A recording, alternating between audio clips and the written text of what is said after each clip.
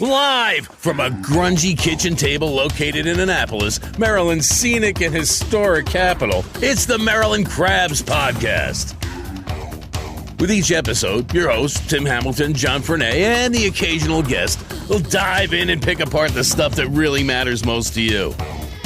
We're too lazy to actually solve any of these problems, but we can definitely stir the pot. From schools, politics, parking in the fire lane, to those horrible people who drive BMWs.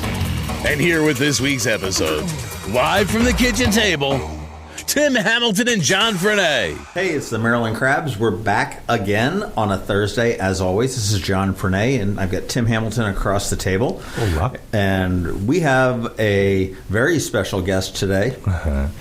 County Councilman from Arundel County, Chris Trumbauer, who represents District 6, which is kind of the greater Annapolis area.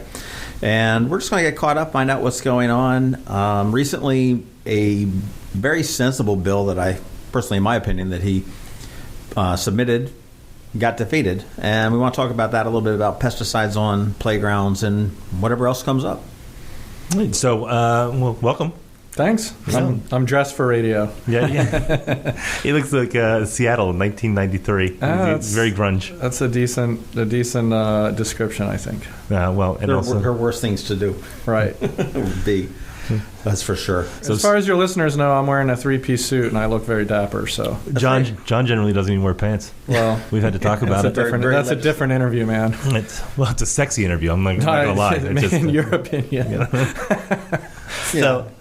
So we talked about So you've had 6 years on the county council. Wow. And 6 years. Yeah. Wow. And you've grown up in front of our eyes. You've become a savvy politician from that wide-eyed ingenue, right?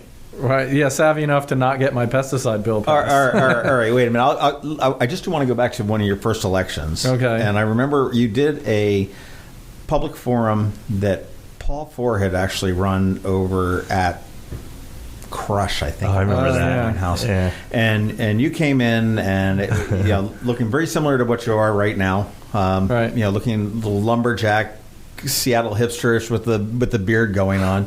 Did okay. The second one I saw him, it was like a totally changed person. He sat there and he nailed it. I was joking with your campaign manager. I said, okay, now where's the real Chris? Is he like in the trunk or something like that? And you just metamorphosized right in front of our eyes. That's still not a word. And it was just amazing. I mean, you've come back. I mean, personally, I think kissing babies at home. I don't think I've ever gone that far. Well, as a Republican, I've got to say that you're probably one of the most effective county council persons that I remember in my almost 20 years down here, 10 of which I've been actively sort of following it. So, right. And if you talk about identity politics too, I mean that you are branded. You were like the environmentalist with a capital E. That is you. Right. That's what you're known for. But I mean, you branched off. But I mean, that still is your pet. Well, that's the issue that I really championed when I first ran for office. And at that time, comprehensive rezoning was coming up. We were kind of dealing with all these other environmental issues like stormwater pollution. And so that's really why I decided to run for office, because I didn't think anyone was addressing those issues adequately. But when I got into office, you very quickly find other opportunities to get involved in all kinds of policies. And that's why I ran for local government, because I wanted to get involved. And so, budget, education, community issues, you name it. You can put as much time into this job as you want. There's lots of opportunities to make a difference. Was it eye-opening? Was it like frustrating that you got in, that you thought that it was going to work in one way, but then you're like, well, wait a minute. The compromises that I have to make? Well, no. I mean, policy-wise, it hasn't been frustrating. What's frustrating is, there's 7 of us up there, right? So I know my position on things, and I know most of the other folks' position on things, and I try and imagine where they're coming from. But you have to think like, okay, not everyone is thinking like me. Not everyone has the same constituency as me. So you try and predict how people are going to act or what they're going to do, but sometimes they do something illogical and you just don't know why that happened. And sometimes people are doing things for their own partisan gain or because they're worried about their next election, and that's frustrating. But for the most part, the 7 of us on this council and the 7 on the previous council, I mean, we get along most of the time. We try and work together.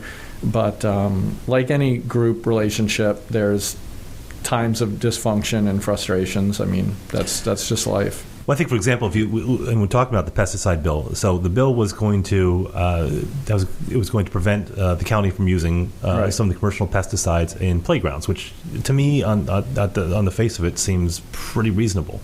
Me too, man. I mean, I'm not. Well, what defines a playground for you for this bill? Is this the wood chips and the monkey bars? Yeah. So.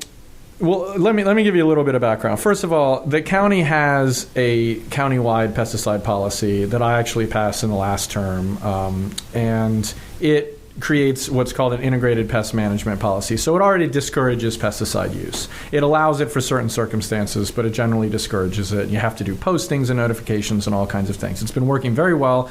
The Department of Rec and Parks has done a good job implementing it. But what happened was I got a bunch of calls one day because there was a sign up on the Quiet Waters playground right outside of town. And it was a big yellow sign that said, hey, we're going to spray pesticides here for weed control.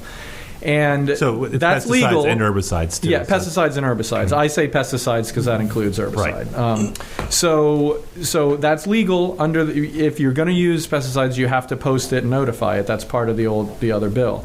And so I got a bunch of calls about this, and it kind of made me start thinking, do we really need to be putting these toxic substances on the playgrounds? Because my kids grew up on that playground. A lot of my friends' kids play on that playground, and I've literally seen kids eat dirt there. I've seen kids roll around in the dirt.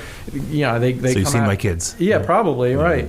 So like you suggested, Tim, this was just an extra layered precaution.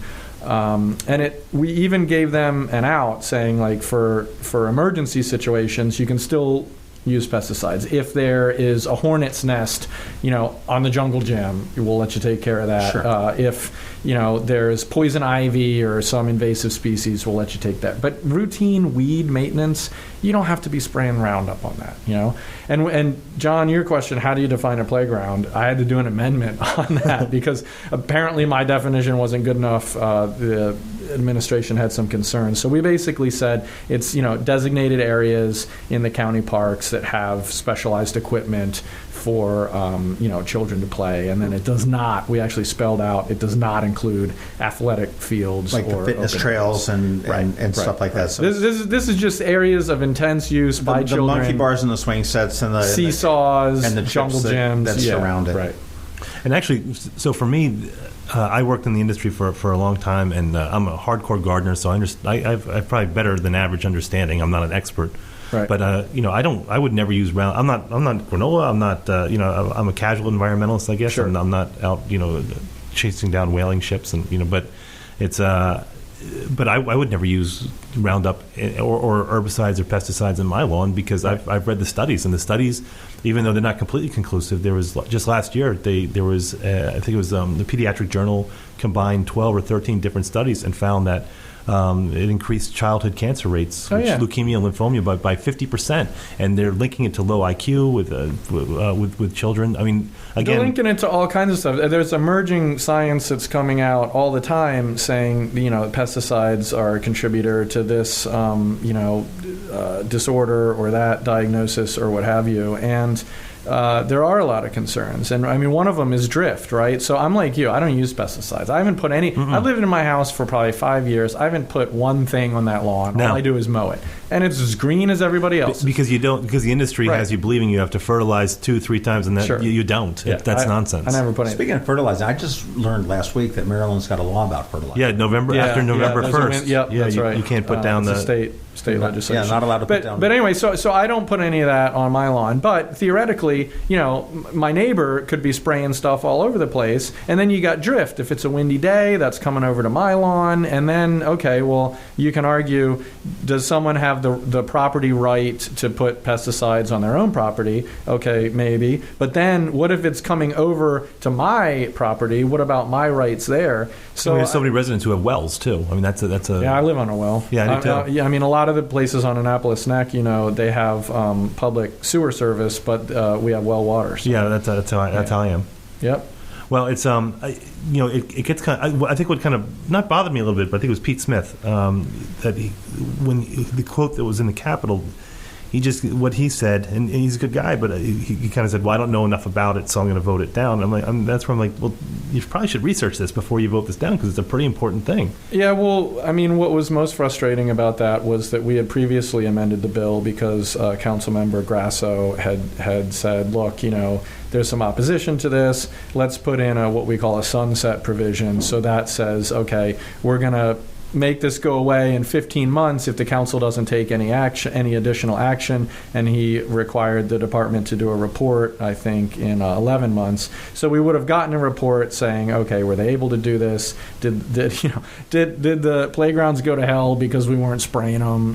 Whatever the report would be. And then if the council took no action, it would have gone away. But my plan would have been, okay, presuming the report said, the end of the world is not upon us, I would have introduced a bill getting rid of the sunset provision. So there was very little risk to trying out going pesticides free on playgrounds for 1 year. So it seemed the pushback from the county was that it was onerous, that expensive. They're always I never heard them talk about costs. They said it was a burden. They said the problem is that, and again, it was institutional laziness. Well, the department does not spray a lot of stuff. I mean, we got all this feedback saying like, oh, if you guys stop spraying the athletic fields, there's going to be chiggers all over the place. Guess what? Rec and Parks doesn't spray the athletic fields right now. They're hardly spraying anything. But their point was, occasionally we have to spray the playgrounds to control the weeds, and if we don't do that, then the weeds are going to grow up and damage, the rubber matting or whatever, or we're going to have all our employees come down there and pull up weeds, and they've got a lot of other stuff to do. And those are all valid concerns, but to me, they're all able to be addressed. I had a cadre of parents saying like, look, make a volunteer work day. We'll show up and we'll weed. It won't cost you anything. Well, there's some organic alternatives as well. You can do all kinds of stuff. You can use. And granted, Roundup is just damn effective. That's why there's so much resistance. There's nothing as good as Roundup to killing weeds. You go spray Roundup on something green and you'll kill it. And then you think about, okay, what does that mean? And is that good to be around human beings? In Europe, they have Roundup classified as a cancer-causing carcinogen. Well, the World Health Organization, the WHO, classifies it as a carcinogen. There was a recent EPA finding that came out that declined to declare it as a carcinogen. But I looked into that and I found out, and there's a lot of national groups that are kind of protesting this now, but apparently the work group that led the decision was stacked with industry representatives. So there's a lot of controversy around that. But regardless, even if you believe that the science isn't conclusive, I think you have to see that there is a connection between, these biocides, these chemicals designed to kill things, and the potential for human health impacts. And, I just think, again, especially when you're dealing with kids, our most vulnerable folks, why not err on the side of caution? If a dandelion shows up next to the jungle gym, I can live with that. It's funny. It's talking about. I've told this story a lot, and I had a friend of mine. She was she's president emeritus of the American Horticultural Society, and she told me a great story. She said that about 20 years ago, and this changed the way I looked at food. She said 20 years ago they were doing a tour of farms in Maine. And it was American Horticultural Society or something like that. And so they had the bus, and they went to see this farmer. And the farmer took them on a tour, showing them all the acres of potatoes he was growing and everything. And when they came back, they were getting on the bus, and she saw that there was a garden behind his house, and he was growing potatoes, which she thought was hilarious. They just saw 300 acres of potatoes, and they're getting on the bus, and he has a garden. I know where this is going. Yeah. And so she said to him, she laughed. She goes, "Why? Because he was contracted to grow the potatoes. They weren't his. Yeah. He was working he was a subsidiary." Mm-hmm. So he said, she goes, "Why the hell would you grow potatoes here?" And he pointed at the fields. He goes, "That I would never let my family eat." He goes, "The garden is for my friends and my family. That is for the cooperative." He goes, "I am required to put certain kind of fertilizer and chemicals, and he goes, I would never feed my family. And he's not an environmentalist. He's not a granola, kind of tree hugging sort of, whatever people accuse you of. But being. you're not going to eat arsenic. But he's but he said he said I would never eat that. He goes, but that's what we're required to do. Well, I mean, here's another thing, and this came up during the council work session. I brought it up, but I don't think we talked about it at the actual meeting where we just voted on the bill. The State House, right, where Governor Hogan lives, right. And the State House grounds, that's operated pesticides free right now. There's a use agreement. Some local landscaping companies are providing pro bono services. They don't use any toxic stuff. They've gone organic over there. It was put together by I think the Maryland Pesticide Network and some other partners. And if it's good enough for Governor Hogan and the State House and Speaker Bush and Senate President Miller, good enough for our kids on the playgrounds. I think it gets down to, there's something similar, I think about 10, 12 years ago in L.A. or in parts of L.A. where they wanted to ban leaf blowers because there's noise pollution. And, I get a lot of complaints about that. Yeah, too. but I think what it was people, the companies freaked out and they're like, look, time is money. We have to get from one job to another as quickly as possible because, we have to make up with volume. And I think that's the argument that you'd have some of the landscapers, or it's at least the county, would say, hey, look, this is just the easiest, fastest way to do it. It's just I think it always comes down to we have a lack of manpower, which frankly I don't believe. Easiest and fastest isn't always best. That's what I would say. And I don't know I don't know at what point did leaf blowers become the thing and like when rakes went out of fashion. But I always enjoyed like raking up leaves into a pile, and it's very cathartic. But now nobody does that anymore. Yeah, I hear that buzzing all day, and I have one, but I don't use it that often. But and again, I'm not. Right. I'm like, I always have to keep saying. Did you know? So here's an interesting bit. You guys probably don't know this. There's actually a exception in state code for leaf blowers from the noise ordinance. Really? How early can we go? See, I didn't know that. How early can we go? I don't know. Is it? But the state in COMAR, the state regs that provides the noise thresholds and everything, it says these do not include. So it's not a time. It's just it's that piece it's the decibel level. Yeah, is exempted. Yeah. Wow. You learn something new on the Crab Podcast every day. Speaking of crabs, so that is true. You were a riverkeeper. Yeah, right, for 5 years. So what's a day at a riverkeeper? I just pictured you kind of going up and down the river. That'd be a nice looks day. Okay.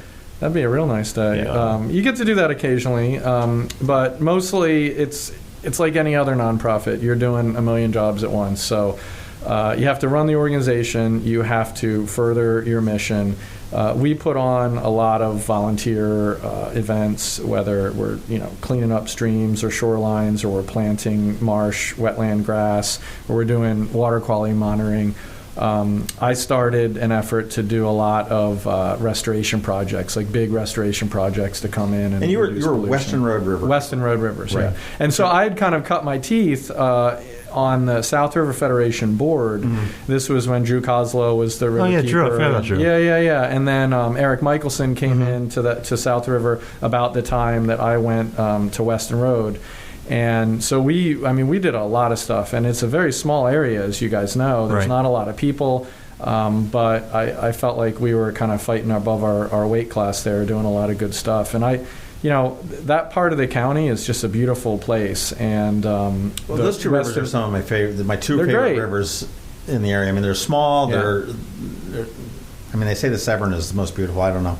I like the Western. I get that. But I get weird is like if I go somewhere like where they're having a fundraiser locally and they'll have we have local oysters from the South River. I kind of they have I kind of hesitate.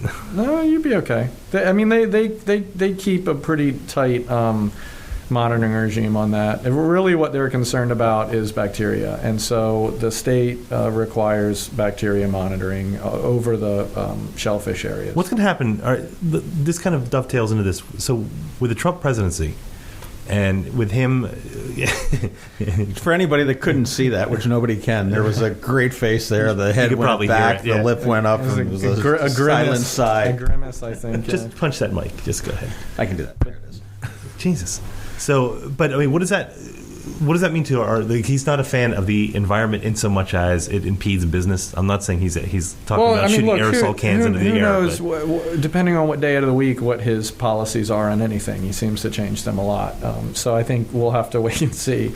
But for the environment, I mean, there's a perception that all of this is federally driven, and a lot has been done on the federal landscape in recent years. But when you put forth, a national policy on something, you have to promulgate the regulations. They go through this whole process, and then to undo those, you can't just sign an executive.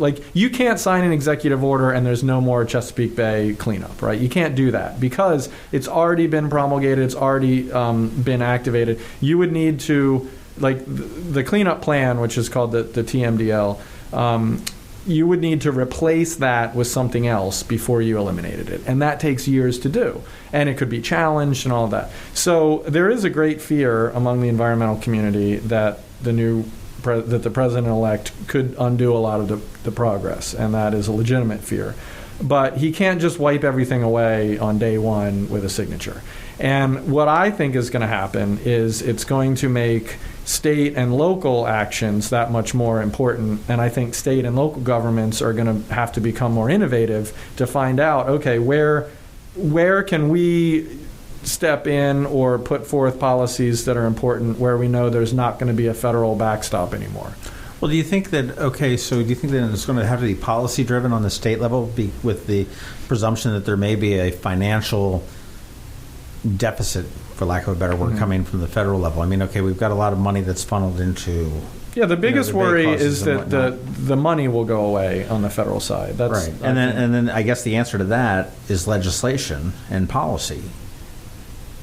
Potentially, but remember, all of the water quality monitoring data, I mean, the vast majority of it is funded through, public dollars, right? Mm-hmm. So even Department of Natural Resources, a state agency, they get a lot of their money through federal grants. Yeah, through federal grants and everything to conduct that.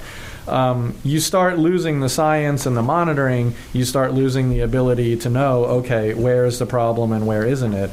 Look, the big wheels of government spin slowly, and it's frustrating, but they do build up a huge track record of data and science, and it has, I think, over the last 30 years of the Chesapeake Bay cleanup effort, we know pretty much what the problems are now and where to address them. And now the argument is what's the best way to do that? Where do we spend our money?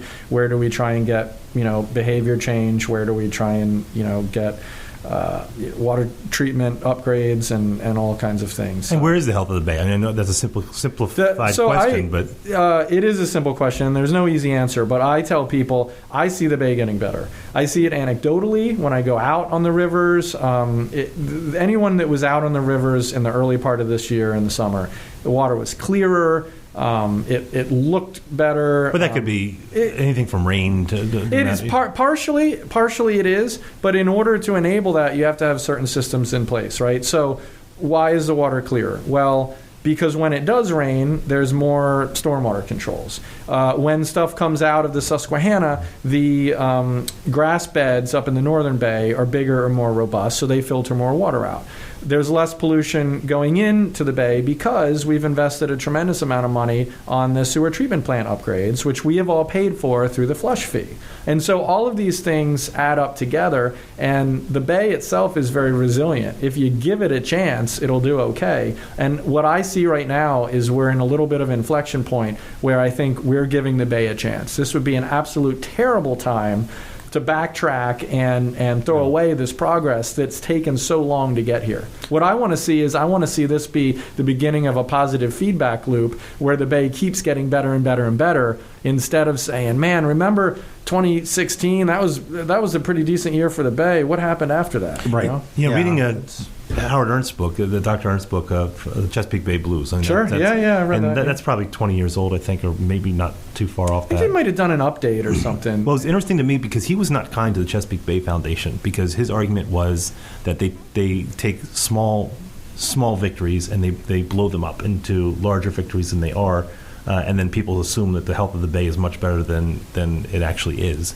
So, and he thought that their method of education and mild advocacy rather than like a rabid pit bull attack where they're suing farmers. So, and I know they disagreed with him. I think for a while they didn't want to hire lobbyists. They didn't want to sue. But I mean, well, I think there's roles for both. I mean, we need big kind of I don't know, anchor institutions like Chesapeake Bay Foundation that really have large audiences and that can bring a broad group of people to the table, and they do great education stuff. They have great advocacy programs. I mean, we need them. We also need the more aggressive, waterkeeper groups, other groups that Dr. Ernst called like the dark green environmentalists, who are really going to push it.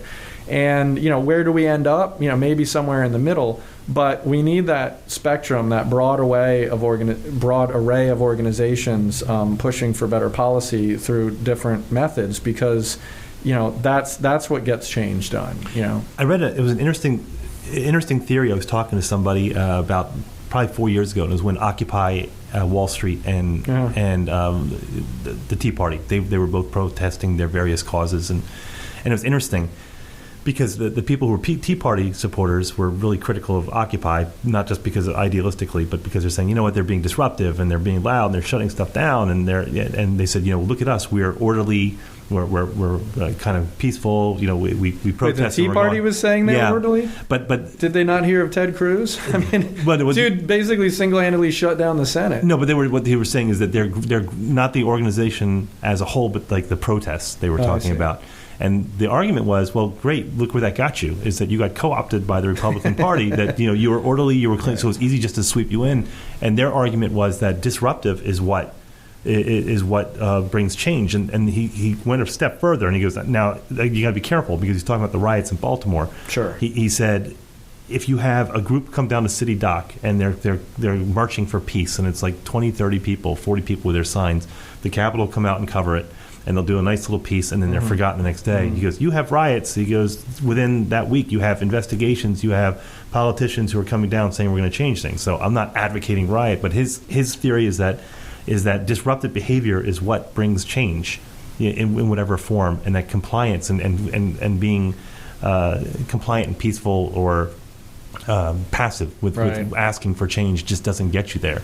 So I think that way with the Chesapeake Bay too. When the wild is, you have to work with government, but sometimes. Well, you have to remember how the environmental movement kind of started back in whenever the 60s. I mean, it was very much more aggressive, right? I mean, but at the time, the Potomac River was a cesspool. Yeah, you had the Cuyahoga River in Ohio literally catching on fire. I mean, the situation was dire, and I think it required a dire response, and people had just had it. And we used to go down fishing to the Potomac in the 70s when I was a kid, and it was you said it was disgusting. It was the nation's river. It was goes through Washington D.C. and it was disgusting. And the Anacostia was just I mean that was even worse. Yeah, so I mean I do think there's a lot more work to be done, but what we're arguing about now is less in your face as it was when rivers were catching on fire and raw sewage was floating down the Potomac. I mean, we've come a tremendous distance since then, but the finish line is still very far ahead. We haven't rounded the finishing turn yet. There's still a lot more work to do. Do you think the Waterman industry comes back at some point? I mean, it's commercial waterman. Yeah, it's. I mean, they're still there. We have someone we're going to talk to in about 3 weeks. Yes, I think it's sustainable. It's going to require some, aquaculture as well. But it really comes down to management. I mean, it's the whole tragedy of the commons thing. And there was a lot of pushback from that community when Governor O'Malley tried to do all these sanctuary, oyster bars and really keep the resource alive. And the thing is, if you just leave all these things open, people are going to fish them to death, right? And you see, look over the last couple decades, when things got really bad and aggressive management actions had to be undertaken, They worked. Remember in the 90s, we had to shut down the rockfish. Rockfish, right. I hated that. I used to go out with my dad and go fishing all the time, and then you couldn't catch rockfish anymore. Well, what did we do? We caught bluefish. It wasn't the end of the world. It was fine. But that worked. The population rebounded. They've had to do some management actions for blue crabs, and now they're talking about doing other things. Menhaden, you got to manage all of these things so that they can be sustainable, and there's different ways to do that. But I think if we're going to maintain some level of a commercial fishing industry and aquaculture base and all that, it's definitely possible. But it's going to require strong and smart management. It's interesting. We're going to be talking to a representative from the Maryland Watermen's Association in a couple of weeks, because I just want to get an idea of what it's like for them, because I think it's easy to say these sort of things, and you saw it for the Trump campaign too, when Hillary Clinton said that there was going to be a war on coal, and she goes, we're going to have to help these guys because they're going to be out of work. But I think the same way as you look at the watermen going, hey, we're asking you for short-term sacrifice for long-term gains, but in the meantime, they got to make mortgages, they got to make payments on their boats. They have a tremendous amount of political capital because people do they really? With this administration, absolutely. People love the idea of working watermen. It's part of our culture. It's part of our history. There's not that many left, and I think there's an emotional attachment for your average Marylander on that cause. And how many commercial watermen are there? I don't even know. It's not that many. No. The political clout that they have is way above. Yeah, right. It's way out of proportion. I think, again, they have a very strong cultural attachment that they're able to leverage. They have a strong culture too, and when you say that, it's sort of, they remind me. I lived in Western PA for a while, and they remind me of the coal miners up there. It's very tight. There's that pride, and they're kind of a closed society to a great extent. Yeah, well, look, I grew up on the Eastern Shore. I grew up outside of Chestertown, so I've got friends that are watermen. I know a lot of that community, and I respect them. But I also think that we all need to work together to come up with smart management strategies, because we don't want them to put themselves out of business by catching all the fish or catching all the oysters or the crabs. But it's hard for them to self-regulate that, because they do have to. They've got to make the money to put the food on their table. Well, I'm thinking about 3 years ago when you had those with those big nets, they're not pound nets, and where they're finding hundreds of tons of rockfish, or maybe not hundreds. Well, I'll say we're really starting to crack down on poachers now, and I think that's good. There's technology available. There have been a couple of significant busts in the last year. I know there's a Northern Virginia firm that was poaching rockfish. Well, they were doing. There was, when I say they, I mean we always have to say that probably the vast majority of watermen don't participate. But some people go, but they know who it is. They know what's going on. Well, actually, a lot of the watermen that I know that hate poachers because they play by the rules and they hate seeing someone else. So there's one of the things that environmentalists and watermen in the past have been able to team up and agree on is stiffer penalties for poachers, right? Because the state limits are then deducted from the poachers' catch. So they caught these guys 2, 3, 4 years ago, and there's however many tons, and they had to back that off. I think ultimately they put them back on, but meaning that all of a sudden they were limiting the catch of the watermen based on the poachers' poll. Yeah. But I don't know. It's interesting because you look at that lifestyle, and I live just south of Annapolis here, and I look out over the water, and I see the watermen every day. Yeah. I see they're out there early. Super early. Well, I loved Jay Fleming's new booking calendar. Yeah. His stuff is great.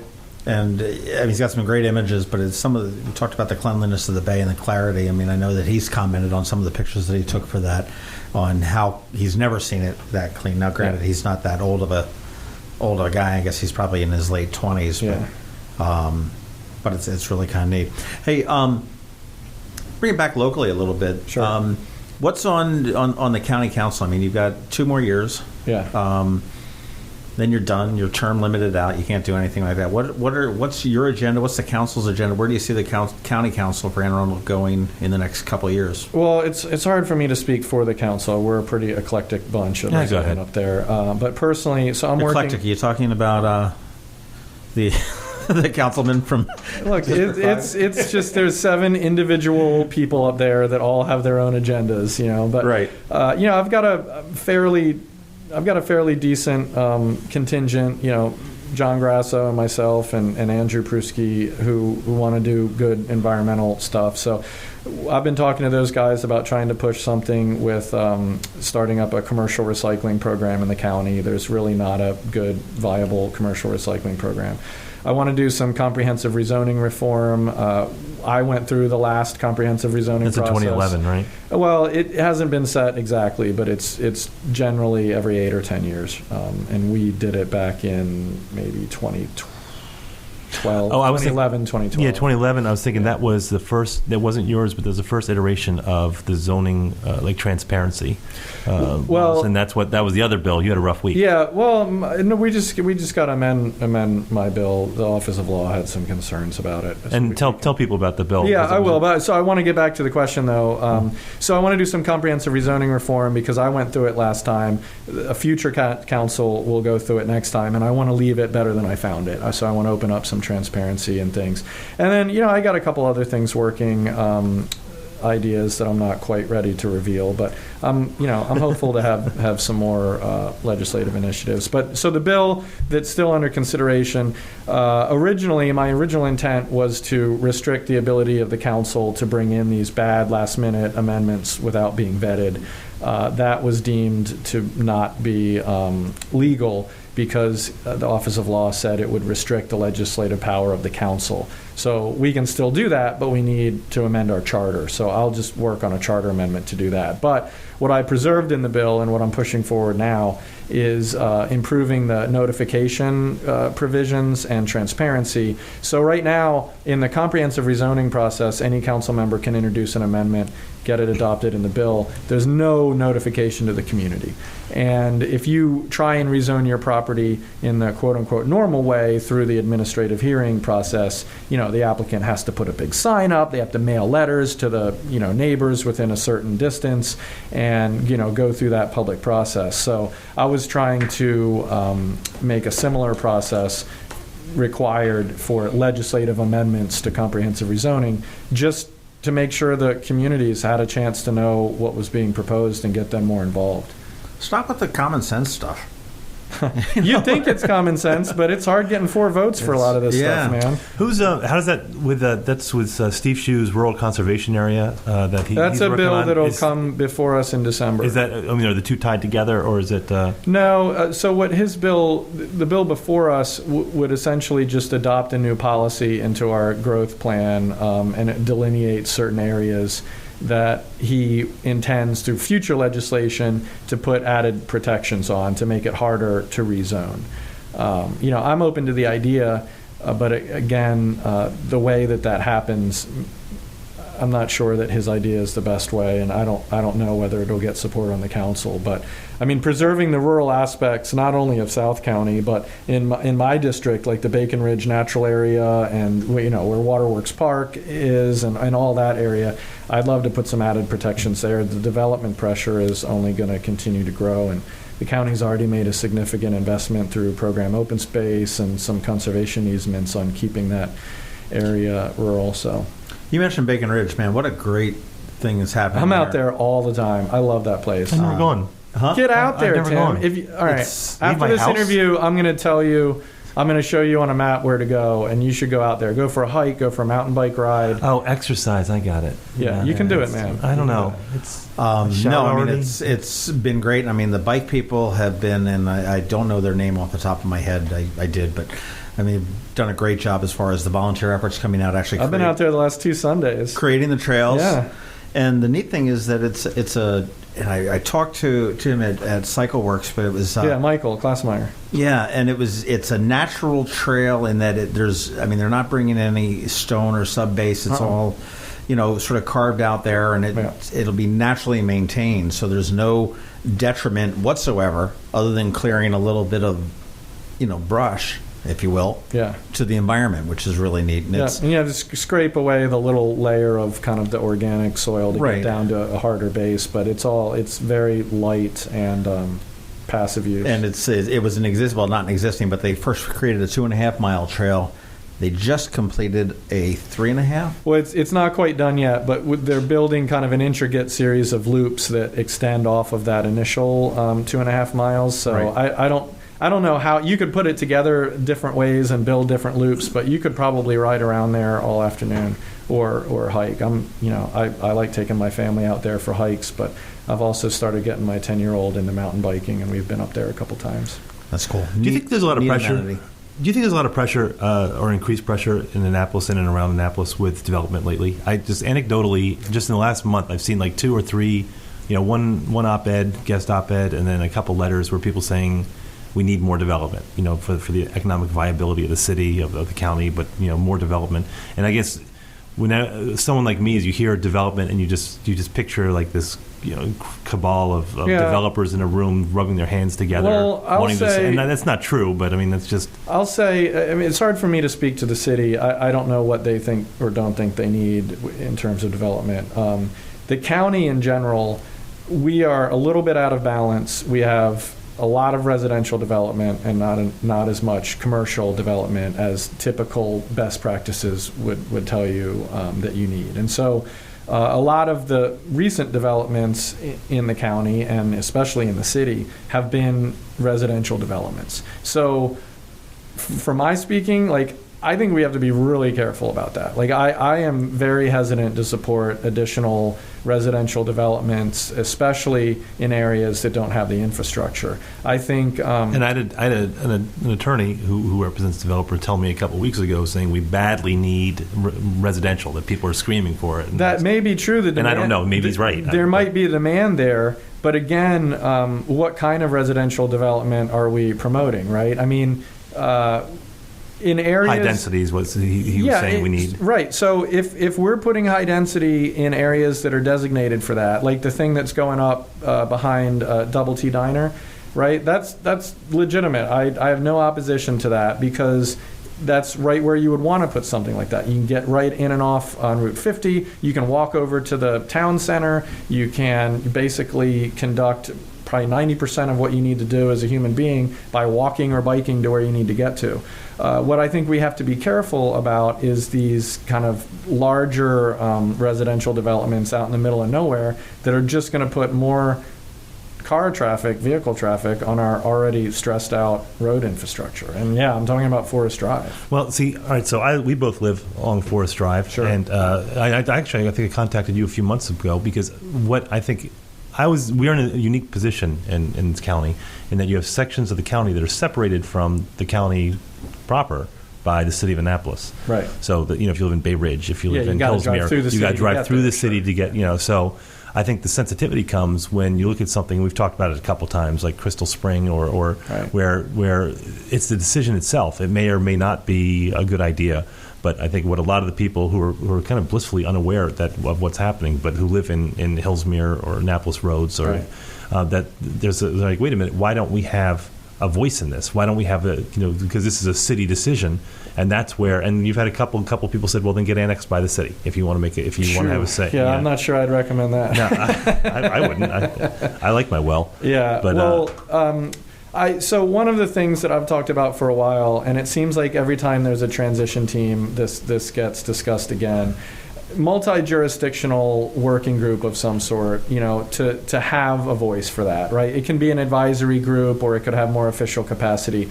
But technically you're right, Tim. If you live outside of the city, you don't have a direct, accountable voice for your decisions, even though what the city does affects you. But I think good government works on some level of collaboration and cross-jurisdictional workings. And so we have now, a county executive who is interested in Annapolis issues. We have the Speaker of the House represents our area. We have, a whole city government. And there's no reason we all can't be working together the same way we do things for other initiatives like the Capital City Safe Streets and other things. there's no reason we couldn't have a similar thing for these land use issues, because you're right, they don't start or end at the city line.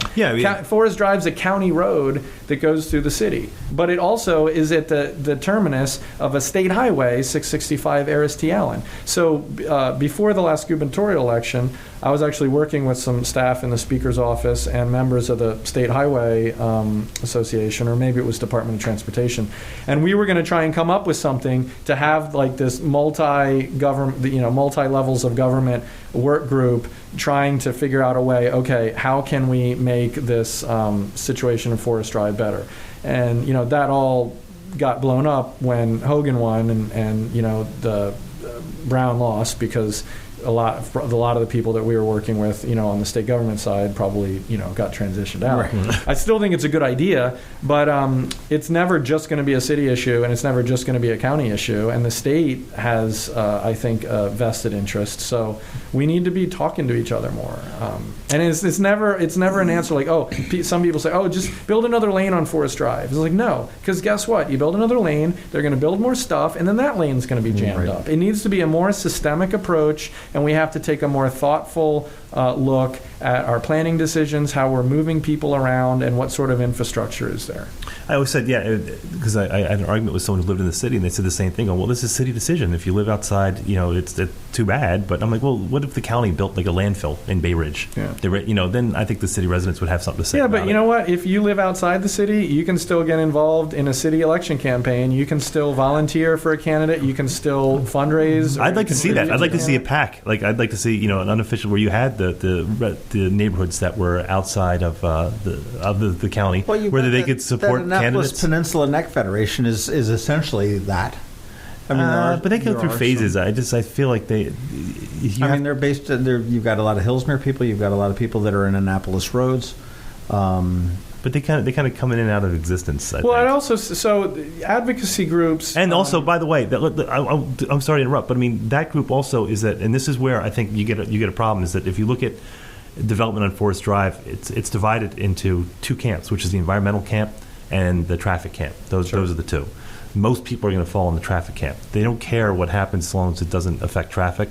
But the environmental groups tend to suck the air out of the room, but it's not a cohesive group. You have some that are particularly rabid that says absolutely no development whatsoever, and you can't do that. And then you have others that are more measured, saying, okay, let's have development, but let's make sure it's measured. But I think when you look at the Annapolis Neck Federation, that tends to put more emphasis, in my opinion, unless I'm wrong, about more on the environmental, and then people tend to roll their eyes at that, going, they're using that as a Trojan horse excuse again. One of the issues there's a lot of advocacy groups around, and they do good work, but there seems to be a reluctance sometimes to get involved in the political process. And, I understand that. I was never really involved in the political process until I got involved, right? But when I ran for office, I had a ton of volunteers. I didn't have any money, right? I mean, I've never had a lot of campaign money, but what I have volunteers that show up. And when I first ran for office, and because I was a well-known environmentalist and I had built a lot of connections,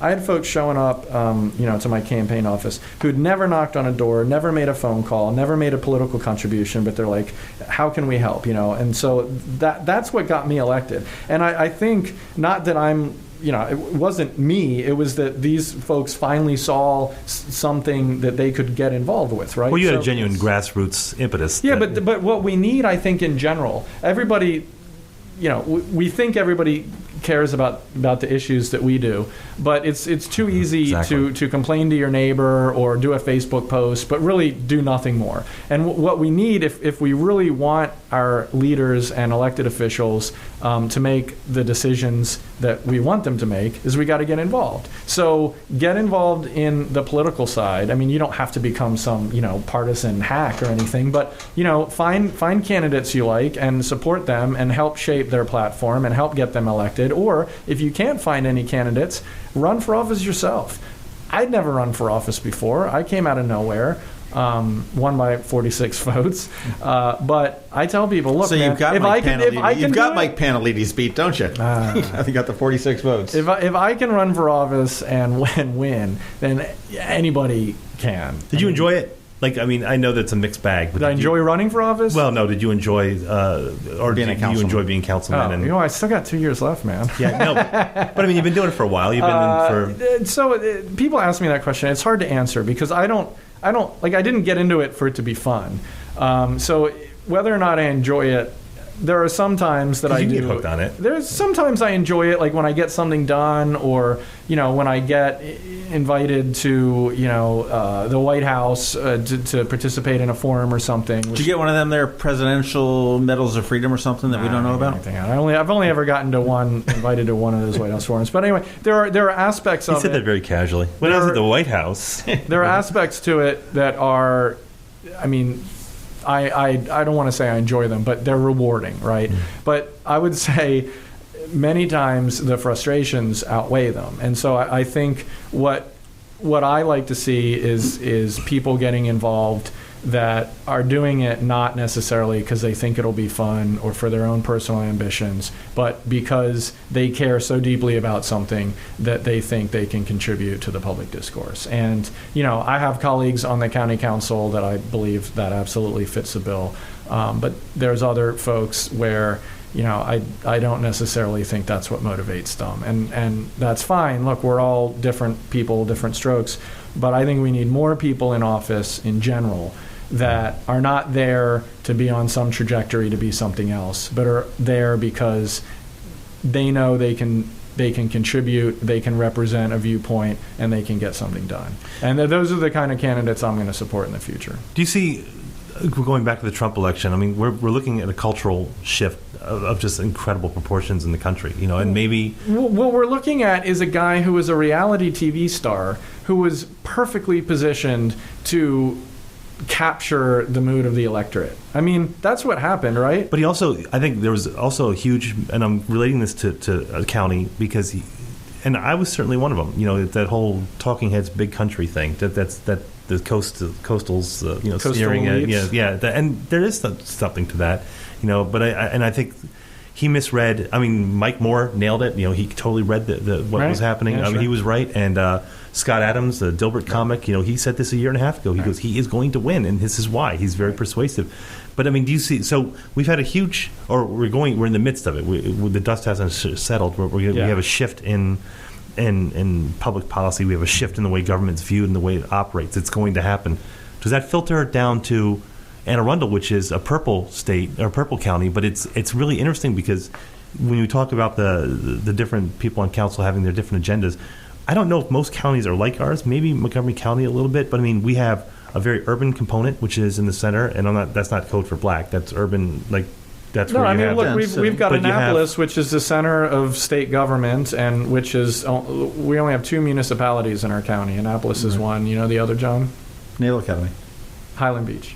Okay. So you're doing Highland Beach. Highland Beach, you take your turn at being mayor. It's like required. So we have Annapolis, and then the northern part of the county is very dense, a Baltimore suburb, and then you have the whole Odenton kind of Arundel Mills area, which is also. So it's all very distinctive. Yeah, but then you have the rural South County area. You have kind of what I call the Central Park area of my district, which is the Bacon Ridge, up to Crownsville. Right. So yeah, it is an interesting county. Your question is, how much does the national mood filter down to local politics? Yeah, exactly. Because if I went to North County or South County a few weeks ago, it was Trump signs. And when I was here, I didn't see any signs. Right. That was Clinton or Trump for the most part. I mean, national politics filters down most to locals during election time. Like you have a lot of people that show up to vote and they'll just do party line one way or the other, straight on down. Or the independents, if they're not attached to one party or the other, whatever the prevailing mood is. And this year it was Republicans, obviously, for Trump. That tends to trickle down to the lower offices and local county stuff, but.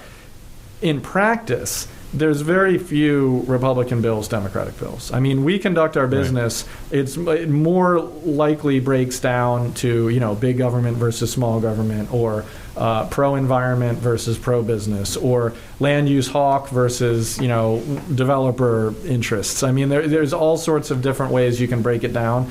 there's only been a handful of things where it's kind of been a surrogate for national stuff. And like someone will try and pass a resolution on immigration, or someone will, like the transgender thing, that was, right. I never expected that someone would bring forth a resolution for us to weigh in on that issue, especially it was just considering the school system. But it came before us, and we voted, and it broke down on party lines, as you might expect. Mm-hmm. And so that's an instance. Because that was symbolic of the culture war that you see, and the argument that I heard one person say, which was actually kind of interesting when you think about it, saying that for people who are conservative, and not conservative in the pure sense, saying that that people who don't like change, they want to conserve what the status quo is, that things like gay marriage and wedding cakes, for gay marriage and transgender bathrooms, that all of a sudden their heads were spinning, going, what the hell? So it wasn't this huge racist sort of, xenophobic white nationalist. I mean, there's an element to that, but there were just people who were just overwhelmed by the what they saw as an extreme left agenda, and like you said, you were kind of surprised to see that come up in the county. So was I. It was just all of a sudden it became this huge issue, and people were at war on the Capitol in the comment sections about transgender bathroom.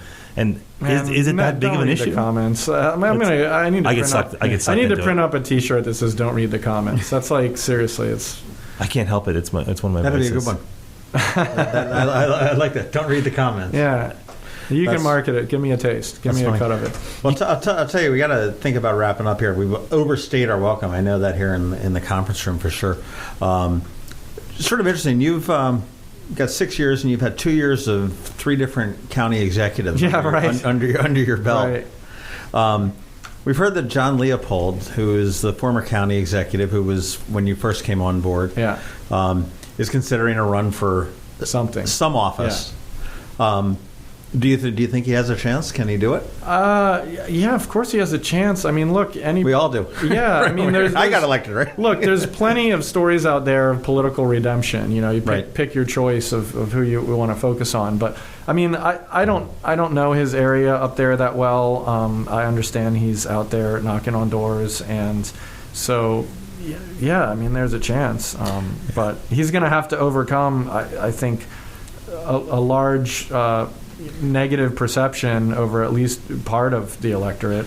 I admire his confidence. Well, at least if he runs, I guess we'll get a temperature on how good the memory is of the Anne Arundel County voters. People always say that voters have long memories, and which is crap. No, they don't. They don't. No, but I when give it comes to 6 months max. But when it comes to brand, I think they do. They don't remember legislation or votes, but they remember scandals.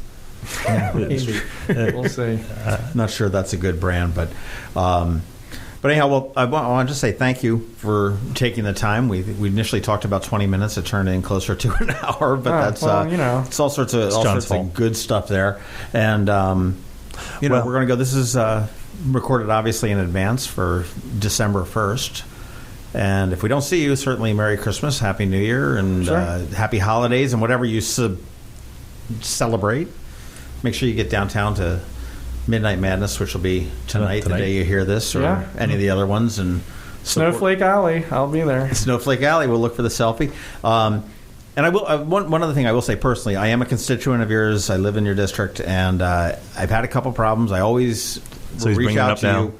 Oh, you got it. And you're there. My garbage is not. Yeah, here it comes. You got a pothole in. No. This whole thing was just a ruse to get him in front of you, so you get that pothole fixed. All right, look, you son of a bitch! You never returned my call. No, you are one of the most responsive politicians, and it's not even really a good word around.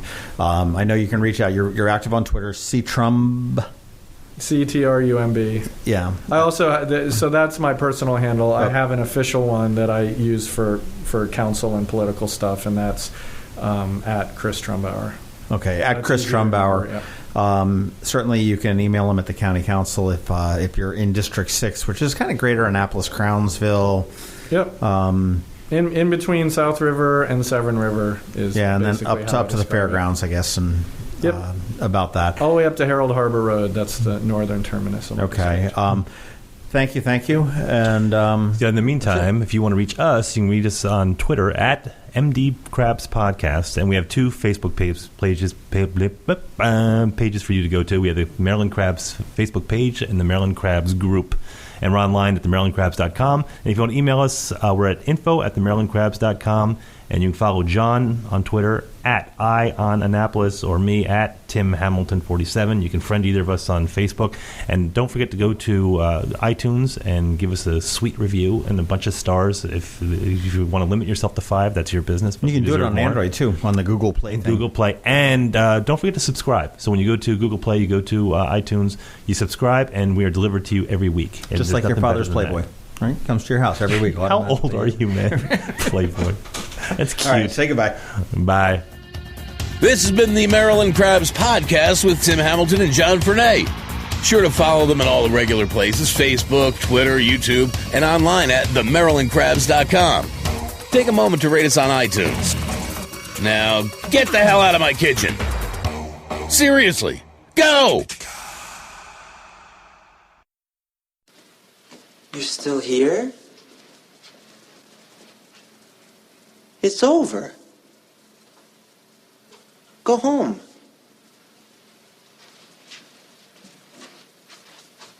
Go.